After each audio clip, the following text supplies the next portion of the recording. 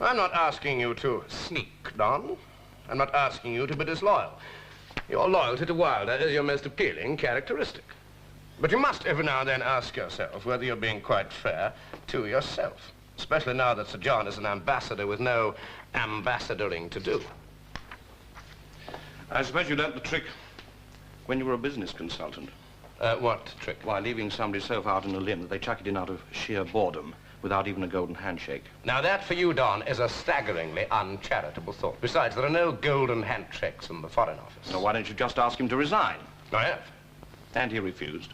Well, his actual reply was he'd see me fry in hell first. In which case, Minister, I suggest you get yourself a flame-proof jumpsuit. You could try to sack him. No, he has friends among the cabinet. Well, if you think you're going to drive him dotty through boredom, you don't know John Wilder. Foreseen. Which is why I asked you to come here.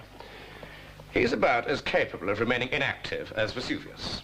So, the sight of that bleak desk being what it is, he'll move. Any time now, he'll move. Knowing his style, I expect a spectacular eruption. I just want to know when and where it's coming. He doesn't invariably have me on his early warning net. That's not what I hear. Snooping on my master's not my forte, Minister. If John's out, then so am I. I've just become more ambitious. Ambition could make a fool of you. I'm not staying here. Oh, don't be a fool, Lincoln. Trying to emulate John, struggling to get into the same league, you'll only get hurt. Look what it's done to him. Is that what you want? You know what I want? Or rather, who? Oh, I'd never come and live with you, Lincoln. You might when I live there.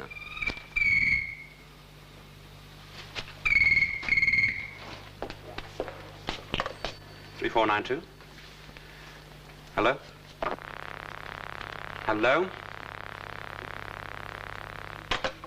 I do hate people who do that. Well, burglars sometimes find it professionally necessary. Yes, and you'll soon have them calling if you're going to live in Mayfair. But Lincoln, how does a young-ish diplomat like yourself on a modest fixed Whitehall income expect to keep up a pad like this? I could be in the pay of the Russians or the Chinese. You never know. You may be watching the arrival of the coolest traitor since Kim Philby. What do you trait never? Trait? Trait. What I could do is succeed in business without really trying. There you go again, trying to be like John. I do hope you know what you're doing. I have 3 firm offers. 2 from merchant banks, 1 from a construction firm. John again. His industries both. Well, it might be easier to find the lady than find an industry John hasn't been in or been booted out of. Don't be a bitch, Lincoln. Bite if you like, but don't scratch. Before I leave the department, I'd like to see Garfield Kane develop a limp. Lincoln. Oh, I know you like him. Have you tried his flat? No. Try it. Well, he won't be there this time of day. Try it. I have, John. There was no reply. Oh, you mean that perhaps there was? Don, if Pamela is there, there's nothing to get red around the neck about. Yes, Sir John? Jill, Dowling is at his flat. Tell him to get in here immediately. Yes, Sir John. Thank you. Don't be a moral ostrich, Don. Gets in the way of your work. You seem to forget that your loyalty is not to Pamela or to anyone else, but to me. Don't talk to me about loyalty, John. Not to me, not today. Why especially today? Oh, forget it. What happened today? Well, in India, a few hundred people died for lack of food in their bellies. In Africa, a few from far too many bullets in the head. And in concentration camps all over the world, some prisoners of conscience, no doubt, had their ribs smashed in. But what happened today, Don, here in this department? Here, John? Here. Here, John. The Minister of State, Mr. Garfield Kane, MP, invited me to change sides. And as you didn't... I'll get my reward in heaven. What makes you so sure I didn't? I know you, Don. You always back winners. Yes? Mr. Dowling will be in soon, Sir John. He has a prior appointment for the Minister of State. Thank you, Jill. Kane's been looking everywhere for him. So it seems that we all... No, That's not the way a promising diplomatic service officer should talk to his minister. Now, for me, the age of serfdom's nearly over. Yes, I'd heard about your plans to break out and invade the free market, the John Wilder territory. And don't ask me where I heard. Why not? Why, it might be embarrassing. Don't play games, Minister. Her ladyship? She wouldn't tell you anything. Oh, come now, Lincoln. I know that she has you helping her on my charity committee, and I know that you have her helping you, domestically. But what happens outside office hours concerns me very little. I wonder whether a Minister of State has ever been taken from this office straight across the river to St. Thomas's Casualty Department. For a diplomat, Lincoln, you are thin-skinned. I'm offering you the best chance you ever had. What's your present salary? You know to the penny. After allowances, it's still under 3,000. This consortium needs a foreign expert. It could be you. I'd be seconded on the same salary. No. No, you'd resign from the service and take up a contract with the consortium. My price would be high. Well, I had in mind 10,000. And I'd get the contract before resigning? Of course. Look, I'm not trying to con you into the wilderness. Why? Well, I must say, I'd expected little hesitation on your part. I mean, on 10,000 a year, you stand a better chance of making her ladyship, don't you? You shouldn't have been a Minister of State. You've got all it takes to be a ponce. Well? Well, what? You can work with me, or with Wilder, who can only lose. I'd have to see the color of that contract first.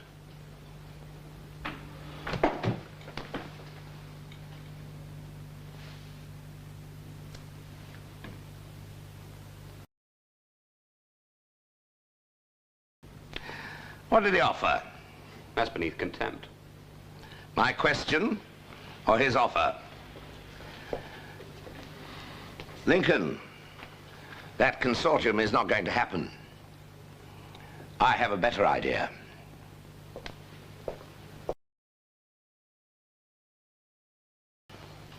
If you intend to become a tycoon, you better start learning to behave like one. With a little bit of practice, you may not look out of place behind a cigar. Pamela, remind me to get in a stock of best Havanas for him when he moves to Mayfair, or wherever it is he aspires to. Oh, no, it wasn't Pamela.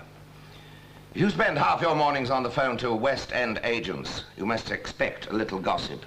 I don't have to account for my private life to you or anyone. Are you sure?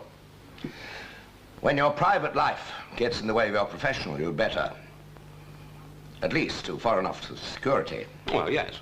And to me. Oh, no. And to me. I think I'll just go and call the boxing board, see if they've got a spare referee. No, Pamela, it's essential that you're here when Lincoln answers the question that I'm going to put to him. Oh, for heaven's sake, John, stop behaving like a cat pawing its prey. He needs careful handling just now. He's at a stage when he could take off like the whiz kid that some people are making him out to be. Or he could fizzle out like a damp squib. My career's my affair. It's not in your keeping. You're still my private secretary. I know Kane has bribed you to keep an eye on me. Nobody bribes me. Then how do you propose to pay for the properties that you have been looking at? My affair... my business. Some maiden aunt has left you a fortune? I've never inherited a penny in my life. The richest member of my family died owing £11, 7 and 6pence. John, you're being quite horrible. I'm teaching him to grow up. When you get round to inspecting flats with a rent of £2,500 plus, it's clearly not limited to your Foreign Office salary. There is private industry, some of it not exclusively yours. Now, we're of the same breed, Lincoln, you and I. You're a late developer. But the killer instinct's there. That's the one thing I like about you. He's not your son. Oh, I should have been bloody worried recently if he had been. All right, Lincoln. How are you going to pay for this 2,500-year Mayfair flat? Plead the Fifth Amendment. Don't you answer them. I have offers. From Kane? And elsewhere. Oh, I know you had some harebrained scheme with Kenneth Bligh. That would have only led to bankruptcy. No, not Kenneth Bligh. What salary do you need, bearing tax in mind, to live in the style to which you would wish to become accustomed? Oh, come on, Lincoln. I'm trying to be practical. 10,000 a year, plus expenses. And that's what he offered you. Lincoln, until 2 weeks ago, until Kane got at you, you were considering 6,000, without lavish expenses. Enough to keep you, say, in Hampstead, but not Grosvenor Square. You're just fishing. The offer came from Grafton's Merchant Bank as foreign advisor, a contract for 3 years. And what seedy little private eye did you get to dig that one up? I got Grafton's to make you the offer. Thanks for the dinner, Pamela. Don't be juvenile, Lincoln. You no more want Kane to get through than I do. And quite possibly for personal reasons, even less than I do. I'll top his offer. By how much? The difference between a mere flat and a penthouse.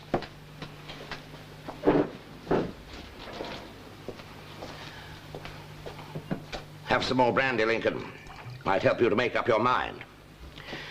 If the answer's yes, I shall want you to stay on. We shall need to work through the night. If the answer's no, then you'd better leave before my other guests arrive. I could say yes and still work against you for Kane. If you agree to join me, I'll take your word for it. As long as you say it in front of Pamela.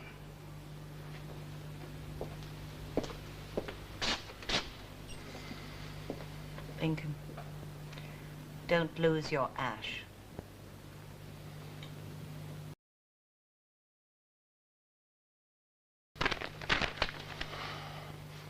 And Wilder not mentioned once, not even linked with that damn thing.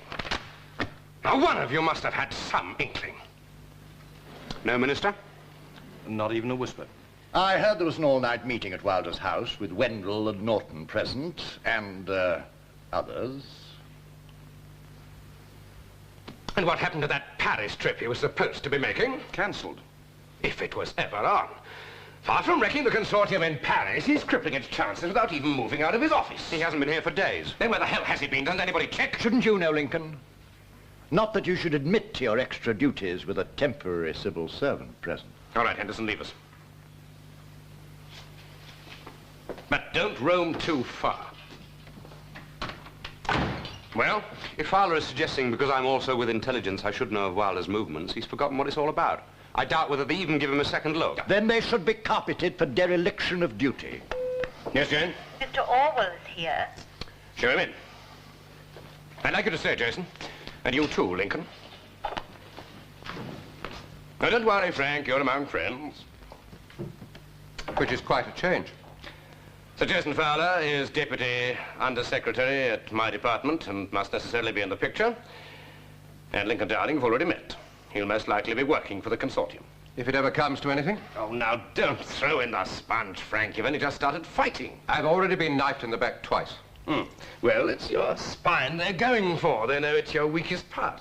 As long as you don't leave a trail of blood right through our Foreign Office corridors, that kind of thing is apt to bring out the worst in our gunboat diplomats. I must say you're taking it very well. Well, I've never gone in for desk banging and foot stamping. It's bad for the heart. Wilder's behind it, isn't he? I mean, he must be. Garfield, I don't know what you stand to lose, but they're after my shirt. I think you've all got a Wilder complex. You've got no proof he's behind it. I've a member of my board named Wendell, who should have been christened Judas. He's in Wilder's pocket, and he's already got half the board behind him, with at least another two coming out in goose pimples. How do you know? How do I know what? He's in Wilder's pocket. He's twice taken a company car to Belgrave Square recently, to Wilder's house. Why are you against my consortium idea? Because it stinks. I had a discussion today with Orwell and his French counterpart Cartier. And we all agree there could be an important chair for you in the consortium. Forget it. I don't hedge my bets, Kane. Nor should you yours if you intend to go into business. I play politics till your heart turns to stone. But don't take me on in business. You'd only get hurt. And I don't think you're a masochist, despite your sourness. The entire press is packed with reports on what politicians will do to kill my merger, and all you're concerned about is where Don's going. Where's your sense of proportion? I thought the Monopolies Commission didn't worry you. I don't. But you do. What if I said that Don was off to Paris? No point in warning the Bluebell girls. He's safe. Who would you warn? Not Kane. All right, then. Don's off to Paris. Is he having trouble at home? Only if he's off to Paris, why should he leave a message for his wife telling her he's gone to New York? Oh, yes, I forgot. But you also worked with those professional nosy Parker boys from intelligence. Has it not occurred to you that you are treading a high wire held at one end by Kane and at the other end by me? Either of us could drop you from a great height. Don't worry. I have a safety net. Will that be all, Ambassador? Yes, Lincoln.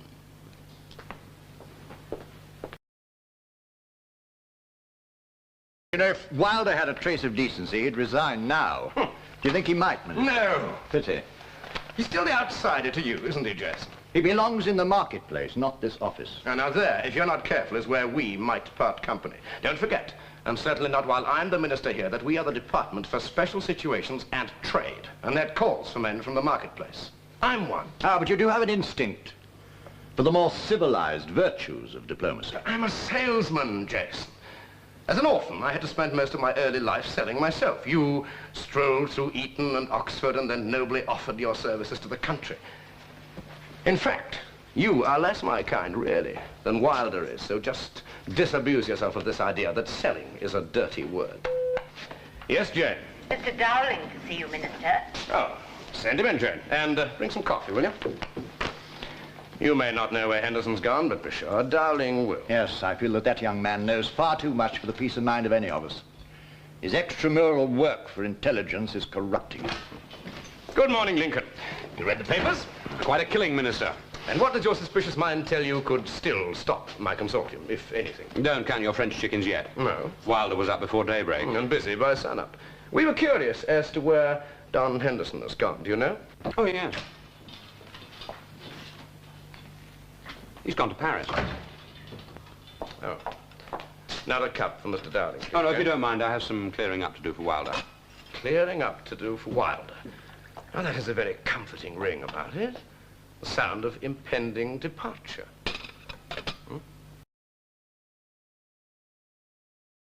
Wilder did say Paris. Oh, I no doubt, Lincoln.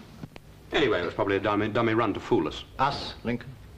Count me in or out. Just please yourself. Latterly, you've hardly proved yourself one of us. I'd like to trust you, Lincoln. I'd like to very much. I had great hopes of you. You talk as though you were my father. At the moment, I feel that's a handicap that fate has mercifully spared me. Well, of course, you could tell Kane that Henderson's a British member of the American CIA. That would curl his toes a bit. Flippancy, as I've told you, Lincoln, is often a cover for the basest behavior, even treason.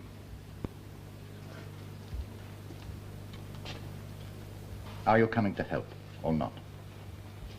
I have an important engagement. Oh. Highly classified, no doubt. Highly, Sir Jayston.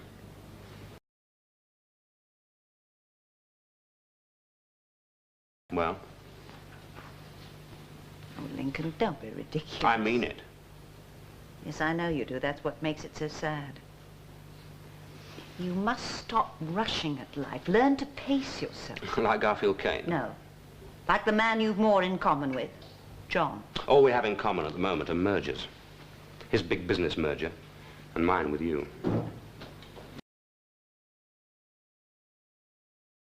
The contract's already signed. I'm managing director for 7 years. And some of your political colleagues came, senior to you, see it not only as fiddle-free, but essential in the public interest that I run the group. As a minister of the Crown, they would expect you to keep a dignified silence. Of course, you could always resign, but you're too fond of the soft line to chuck it in at this stage of the game. So it's up to you. Mr. Kane insisted that he had no comment to make, but this evening he issued a statement from his home saying that he had resigned on a matter of principle.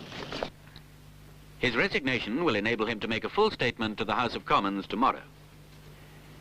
And now, further news of the Midlands rail accident. Principle? He diddled his grandma and said it had to be done on principle. Hasn't got one, Lincoln. Doesn't got what? A grandma. He's an orphan. Even orphans have grandmas. They have to be grandmas. Anyway, he was a fool to mix it with John. You only come off worst. Really? Very much, really. Well, John, it's been quite a day. Ah, and it's not over yet. I don't think why you're here, though I can guess. He came to see me. No, you. I promised you a job on the new combine. You got it. Your first task is an immediate sales recce in the Far East. That should keep you busy for at least 6 months. Now, if you don't mind, Pamela and I have some personal things to discuss. I can't think of even one. I'm not going to the Far East or anywhere else, Wilder. Then you're fired. Oh, no. I'm not becoming one of your executives, Wilder, to be tossed into the world's far corners at your whim. I'm becoming one of your directors on the new board. What have you been giving this upstart of yours, Pamela? Hallucinatory drugs? Call the office, then. Go on, ring them. And the higher you go, the firmer will be the confirmation. I'm on your board, Wilder, and there's nothing you can do about it.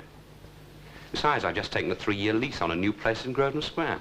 It was such a waste if I wasn't in London to enjoy it.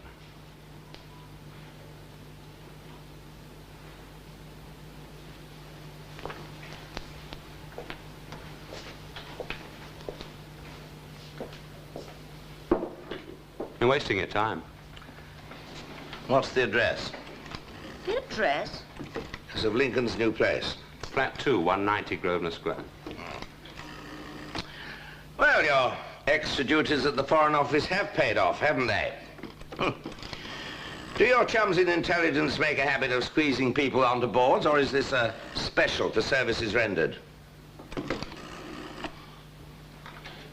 Hello. Prentice and Walker.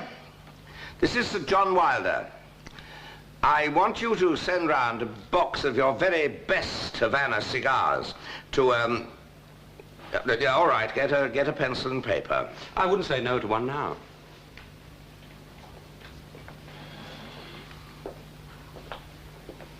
Oh, yeah, the address is Lincoln Darling, Flat 2, 190 Grosvenor Square. Yes. Yes, thank you very much. You'll find a cutter on the drinks table. Oh, that's all right. I have my own now.